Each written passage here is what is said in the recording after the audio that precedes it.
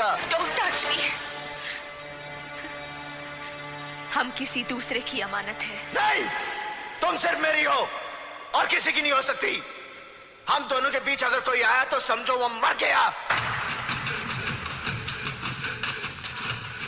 काजल, इन हाथों ने सिर्फ हथियार छोड़े हैं, चलाना नहीं भूले। अगर इस चौखट पर बारात आई तो डोली की जगह उनकी अर्थियां उठेगी और सबसे पहले अर्थी उसकी उठेगी जिसके सर पर सहरा होगा। लाशें बिछा दूंगा, लाशें।